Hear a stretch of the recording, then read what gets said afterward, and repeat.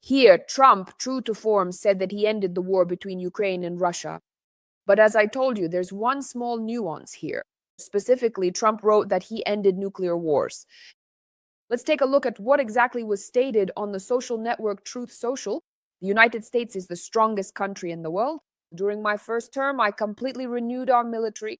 In particular, I created new and modernized existing nuclear weapons. I also founded the Space Force, and now I continue to strengthen the military to unprecedented levels. We are even building battleships that are 100 times more powerful than those that were at sea before. During World War II, like the Iowa, Missouri, Alabama, and others, I successfully prevented the outbreak of nuclear wars between Pakistan and India, Iran and Israel, and please pay close attention also between Russia and Ukraine. Instead of continuing the implementation of the New START Treaty, which was poorly designed and is now being grossly violated, we should involve experts to develop a new, modern treaty that will last for many years to come. It should be clarified right away. This treaty really ceased to be in effect in February and was not extended. This is a treaty on the non-proliferation and containment of offensive weapons. It was signed by Medvedev and Barack Obama between the US and Russia. In 2021, this treaty was extended, and now in 2026, its term has expired. Russia and the US did not sign a new treaty, and many people said that, in fact, this brings us closer to a new nuclear war, because within the framework of this treaty, it was stipulated that the parties could organize such consultative groups that monitor how many weapons, in what quantities, and how many nuclear warheads each side has. And this provided a certain level of transparency. In other words, America knew how many Russia had, and Russia knew how many America had. And under this treaty, they were not allowed to exceed the limit, that is the ceiling, of what was permitted. Now, this treaty has not been extended, no new one has been signed, and accordingly, neither side can now monitor what is happening in the other side's stockpiles. And accordingly, cannot know how many nuclear warheads, for example, are in Russia or in the US. The problem with this is that Russia is an aggressor country, and to hope that they will continue to honestly and faithfully abide by this treaty, I think, is not worth it. But there has been a report that the parties are nevertheless getting closer either to a new treaty or at least have decided for themselves to continue following the agreements of this treaty, not to exceed the limits. So we'll see. There is no trust in the Russians. Then here an important point is that Trump says he ended the nuclear war between Ukraine and Russia. For us, that's quite a troubling take. Why? I'm afraid that later Trump will say that everyone reproaches him that he promised to end the war between Russia and Ukraine in 24 hours.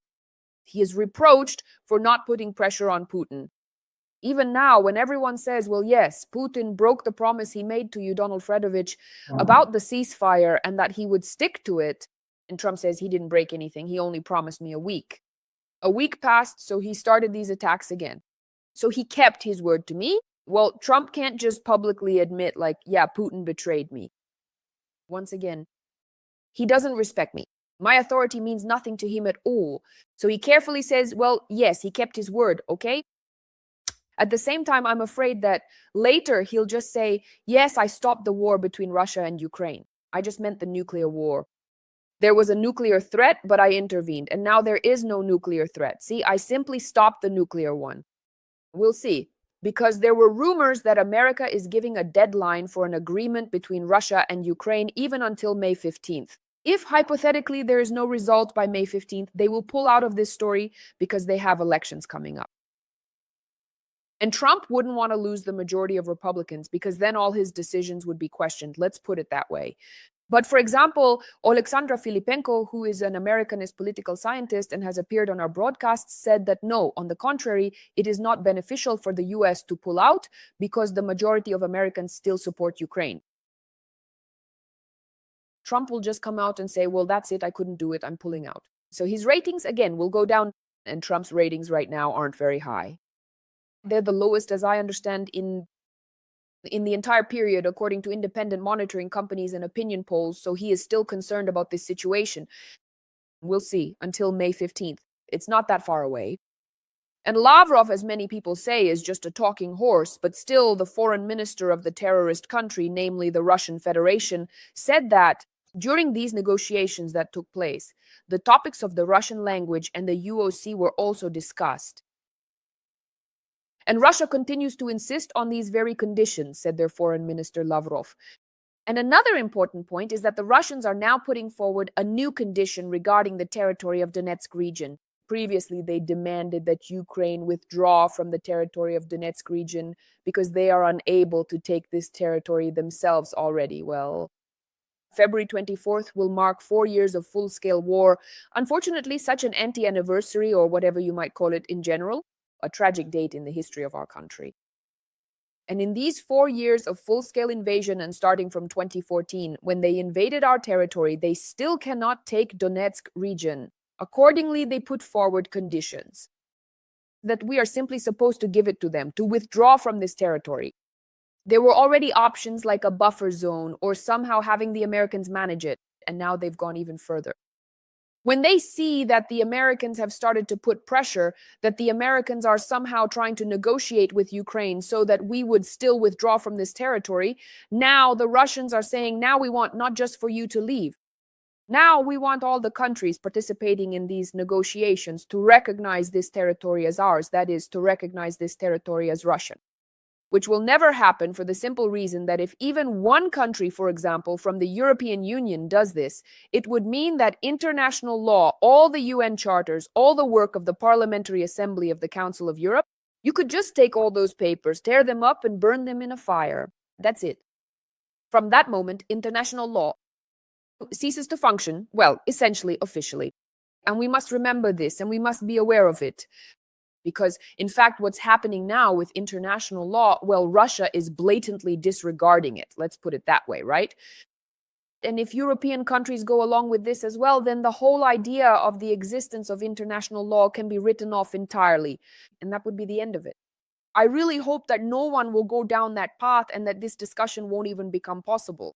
Because we've already had enough of the discussion about them asking Ukraine to withdraw from the territory of Donetsk region, our territory of Donetsk region. Overall, Volodymyr Zelensky said that he would discuss the issue of territory only in bilateral negotiations or trilateral ones, meaning Putin, Zelensky, and Trump.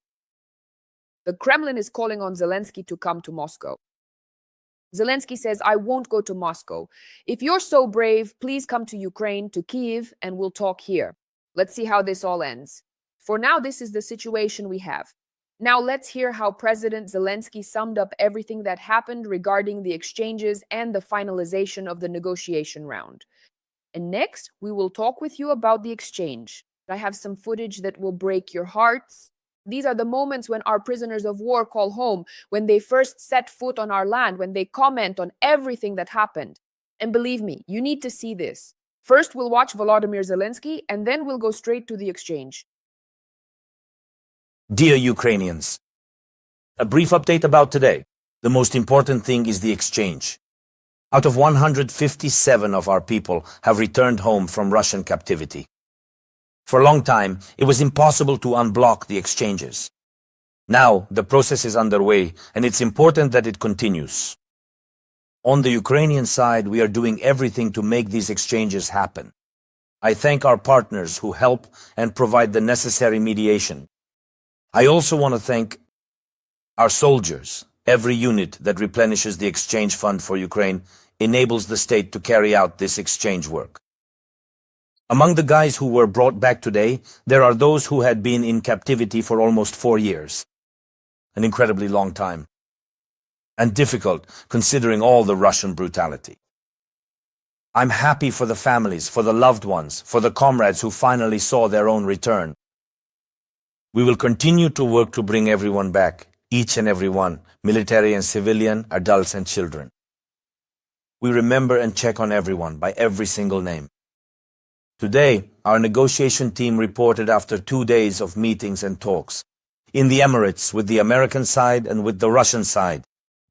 I am expecting the team in Kyiv for a full report. Many aspects cannot be discussed over the phone.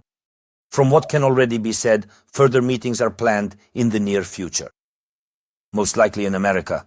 We are ready for all working formats that can truly bring peace closer and make it reliable, lasting, and such that it deprives Russia of the appetite to continue fighting. It is important that this war ends in such a way that Russia receives no reward for its aggression. This is one of the key principles that restores and guarantees true security. I thank all our partners who support us in this. Today, the Prime Minister of Poland, Tusk, was on a visit to Ukraine.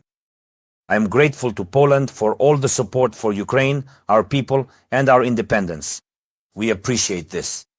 Recently, we also had a good meeting with the President of Poland during events in Lithuania. I thank every Pole for the fact that Poland is among those in Europe who care about security. Today, we talked a lot about energy and about defense cooperation. We have an agreement on joint production of drones and other weapons. We will do this together. Today, I also spoke with the Prime Minister of Sweden. I am grateful for the new energy package now for Ukraine, worth $100 million. Thank you, Ulf. This will really help. We also discussed joint diplomatic efforts. This is something that, together with Sweden and all the Nordic countries, we can accomplish. Thank you to our partners. Also today, Major General Kmara reported on the operations of the Security Service of Ukraine. There are good results. I initiated new work for the service, new combat operations. We will continue to weaken the enemy. I also want to acknowledge our military personnel. They know who I mean, exactly who I'm talking about. I want to thank them for their ability to strike even such targets as a launch range for Oreshniks. Our flamingos have done their job. There are tangible results in the units as well. On the front line, despite extremely unfavorable weather, severe cold, and many other difficulties. In January, we managed to maintain the results in inflicting losses on the occupiers. In December, the figure was 35,000 occupiers killed and severely wounded. In January, 30,000. Ukrainian positions. We are holding them. Thank you to everyone who is fighting for Ukrainians and to everyone who is working for our state, for our people. Glory to Ukraine.